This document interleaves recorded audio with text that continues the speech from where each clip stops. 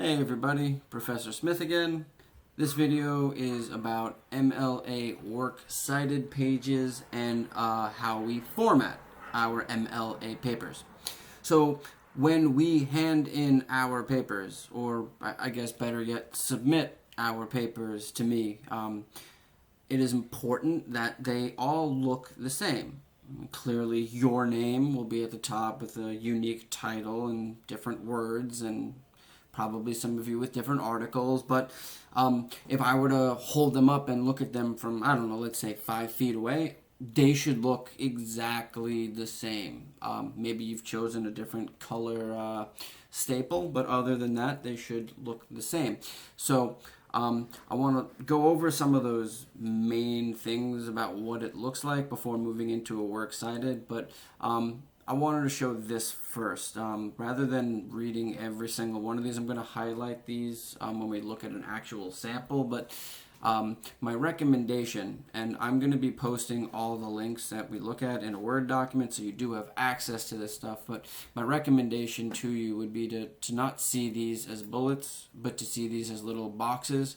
And as you are finishing, as you're saying to yourself, all right, it's about time to submit this, I would check off each box to make sure you've done this stuff with your formatting. So like, I don't know if you're using Pages for Mac, if you're using Word, or if you're using Google Docs, or whatever other writing or processing program, but it's important that you play around and know how to use it. So when it says something like put your font into size 12, or to make sure that everything is double space or center stuff, or putting your name, for instance, in the margins.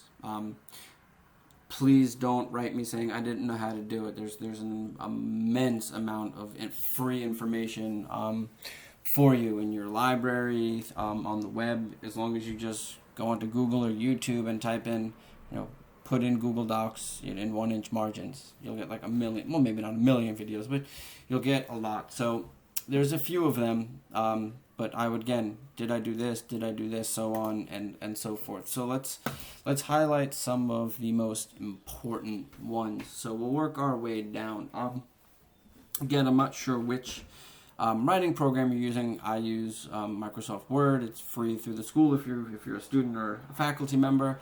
But I know if you go to insert, you could put in page number, and you could put in your last name and then the page number, and every time you go to a new page, it'll have the last name and page number and so on and so forth. So you don't have to do it manually. There's other ways to go about it by clicking into the header, but go about it as you will.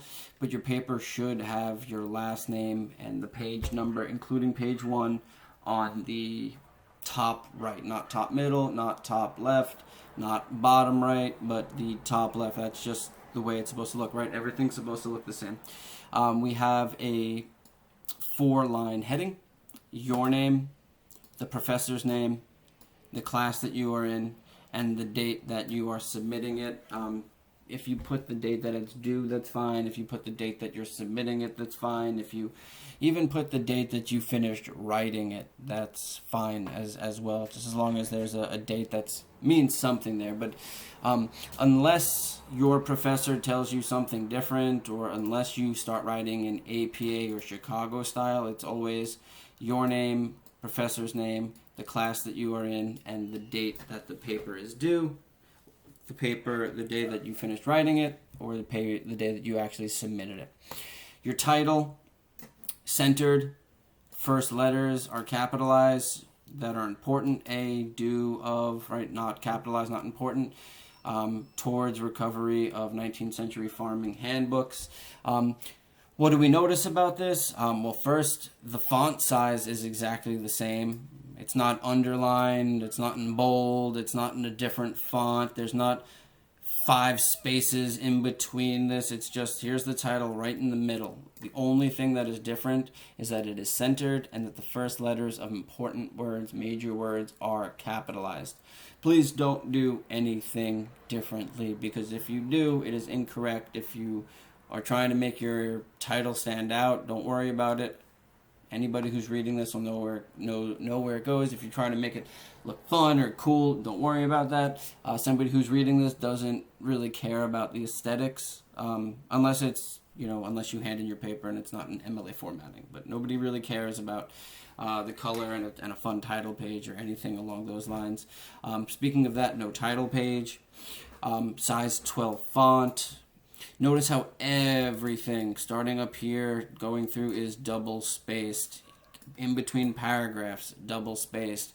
In between pages, double spaced. Here, they're putting their paper into sections. We will talk about that if we have to do it, but really everything should be double spaced. So what I do is I typically write the paper, and then I Control A or select all, and then I put everything, including the heading, including the title, into double spacing for myself. So all the little nuance of what they're doing here, written in the comments here, as well as each little bullet point, is what you should be doing to make sure that your paper looks like this. Right? This is from Beth, and this paper is from EL, and notice how they look the same minus for all the comments and arrows and things along those lines. So that's MLA formatting, right? And so as I said at the beginning of the semester, and probably once or twice since then, MLA dictates or has rules for 3 separate aspects of your paper.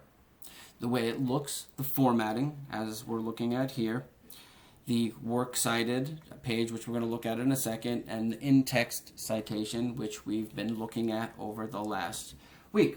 So I've told you should use sources for this paper, so because of that, each and every one of you needs to have a work cited. If you do not have a work cited, technically you are guilty of plagiarism, because you're telling me you quoted something, but you're really saying, hey, I quoted something, but I'm really not going to tell you how to find it or what it is, so you'll have to take my word that I'm doing this correctly.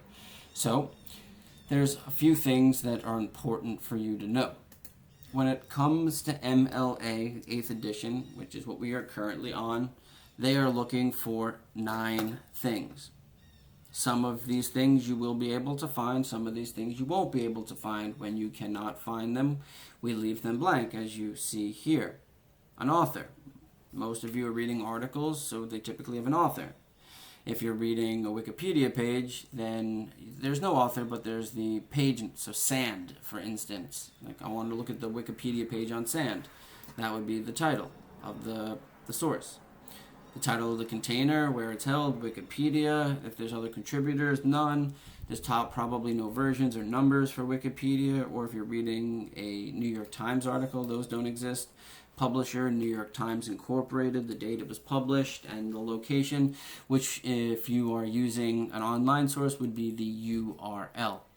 So it all gets put together in a very specific way.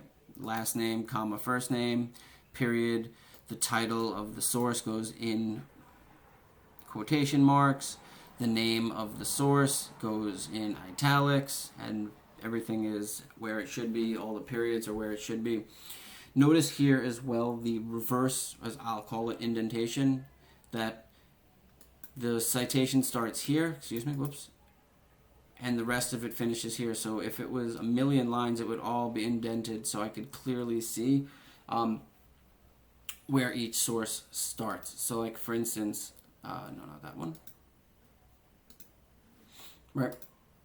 So as I look here, right, 1, 2, 3, 4, 5, 6, 7, 8, 9, 10, 11. I can tell this because each new source comes out to a brand new line. One source, 2 sources. So if there's only one line for the source, they get pushed right on top of each other, right? There's not as much information. Here, there's more information that's needed.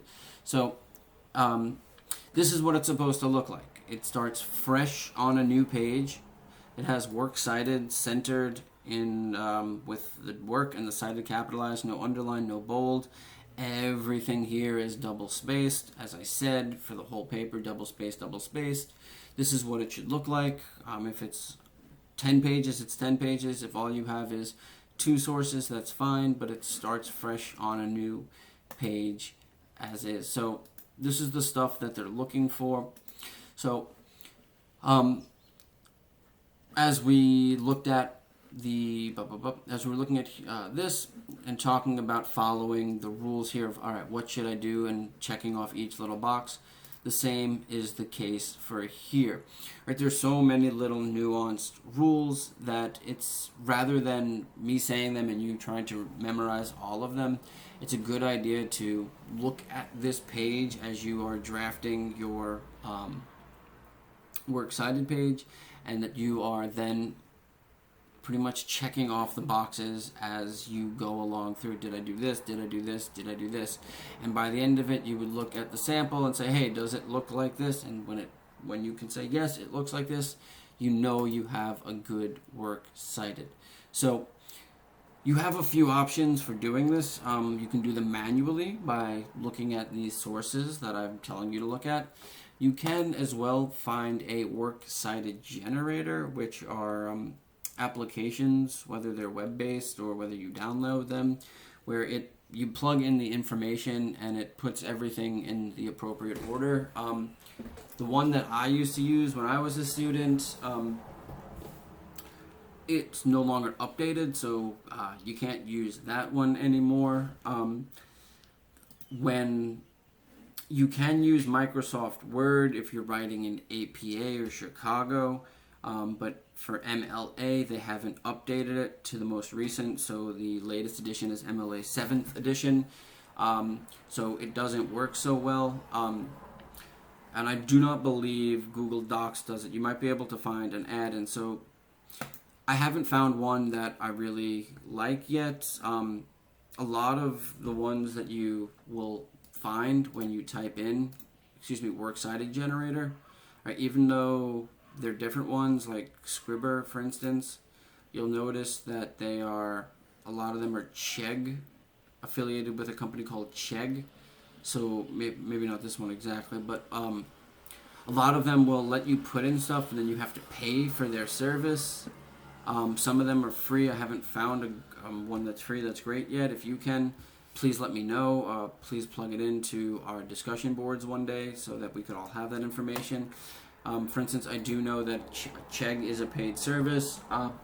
If you're writing a lot of papers, if you're an English major or any major that has like a lot of paper writing, it might not be a terrible thing to pay the small fee, because it makes life a little bit easier, and you know you're doing it right this way. Even if you just want for this paper, you can get a free 3-day trial, and then the next paper you get a new email address. So there's these services online that you can use, which can help you as well. But you do need to do a works cited page. If you do your works cited page for paper 1 incorrectly, you will fail the class. No. I'm just messing around, being a little silly. You will not fail the class. I'll make comments on your paper, and I'm going to expect that you look at those comments and revise that works cited, as well as pay attention to those notes as you are finishing up your works cited for your next paper, because we will have another research paper to do, and you will have another more in-depth works cited to get through. So please make sure you're formatting your paper. Please make sure that you are putting in a works cited. Please make sure that you are doing your in-text citations. This is a lot of information to take in. I get it. I totally get it. And I don't think any of you should worry about or focus on remembering all this stuff. All these resources are free online. You have resources at your library for free. You could even buy yourself like a really inexpensive McDonald's logo. Sorry, you could even buy yourself a really inexpensive secondhand MLA writing guide for yourself for like $5-10, something like that, off. I don't want to say Amazon, but something like that. So, if you got any questions, please let me know. Good luck, and I'll be talking to you soon. Thanks, guys and gals.